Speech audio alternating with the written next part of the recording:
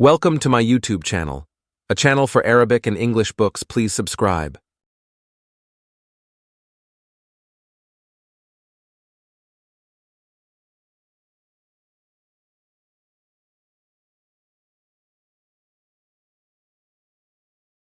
Appropriate strategy according to the specific situation. There are three aspects we need to consider when designing our strategy. First, we should not appear to be too perfect, because making a showy display of our abilities can incite jealousy.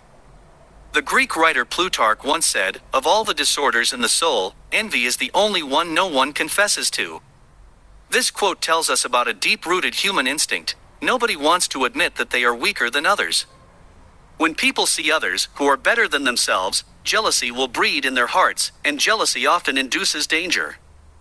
In the 15th century, Florence was saturated with power struggles, creating two main factions, the Medicis and the Albizzi.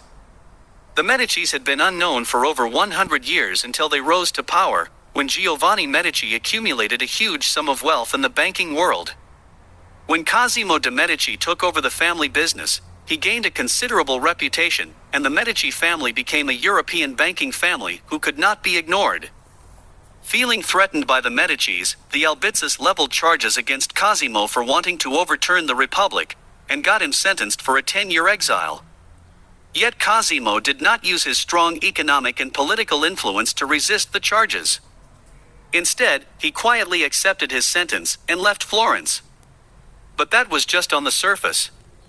Behind the scenes, Cosimo quietly used his influence to intervene in Florence's internal affairs.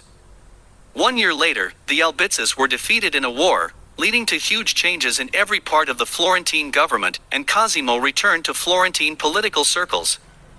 But this time Cosimo was in a more delicate situation.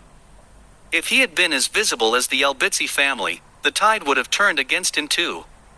So Cosimo kept a very low profile, and was respectful and polite to others, seeming to care nothing for public affairs.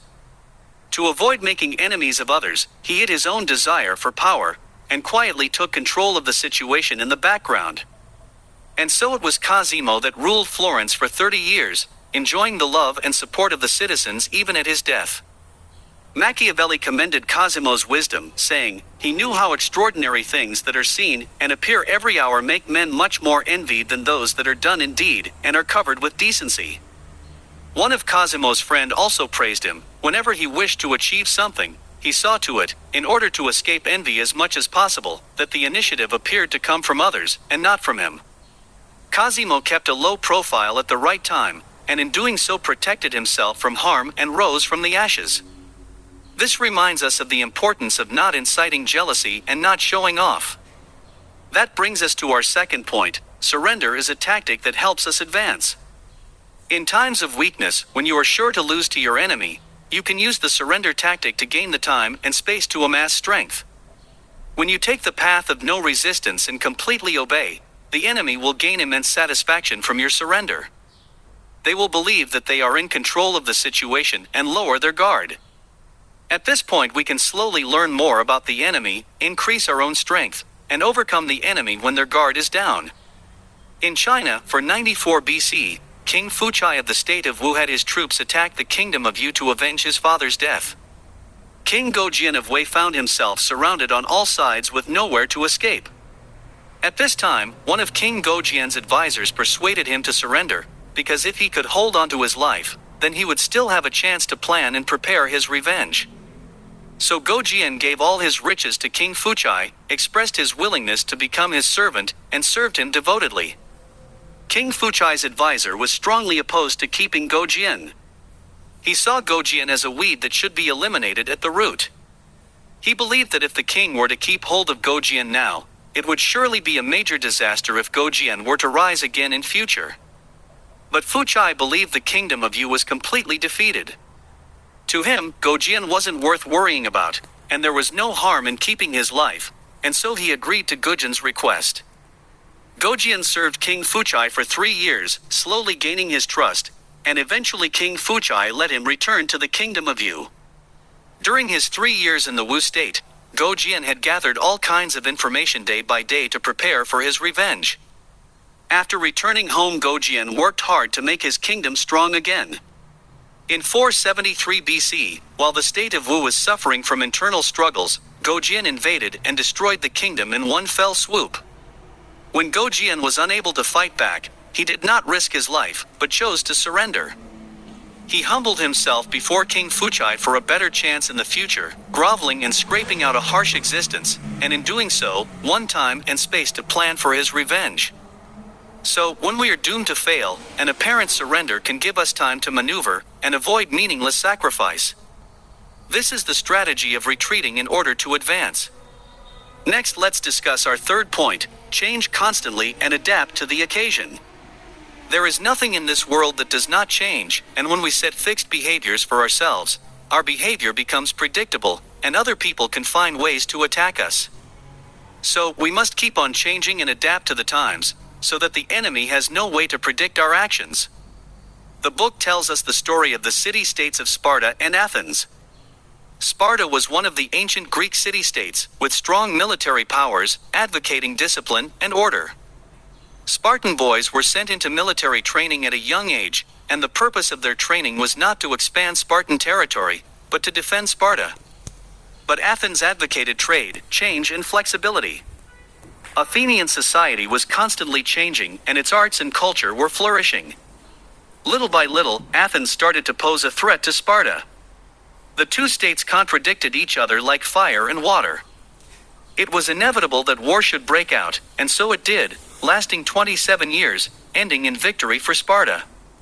Although Sparta triumphed, the culture and lifestyle of Athens engulfed Sparta like a tidal wave. For a long time, Sparta had focused on military training, and had spurned culture and education. In the absence of these, their long-maintained discipline faltered, and they sank into corruption. Before long, the Spartans lost the advantages won from their stringent discipline. 30 years after their war with Athens, Sparta was defeated by the rising city-state of Thebes, and the Sparta that had once dominated Greece fell. Sparta adhered to a fixed lifestyle, and created a firm, unchanging shell for itself. Although this shell had protected the Spartans, it ultimately became their tomb. The truth is that there is nothing unchanging in this world, so adapt to the times, embrace change, and only then will you have constant power in a changing and uncertain world. Well, that concludes part 3 of our summary. First, we talked about how you shouldn't appear too perfect, and how showing off incites jealousy.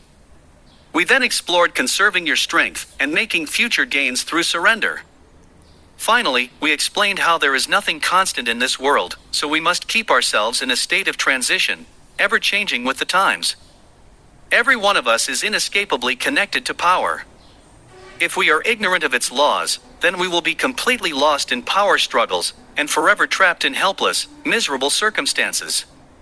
Rather than passively respond to complex situations, mastering the laws mentioned in this book can give all of us more power. How can we be skillful in the ways of power? Power is a kind of social relationship, a kind of influence, and people involved are endlessly complicated.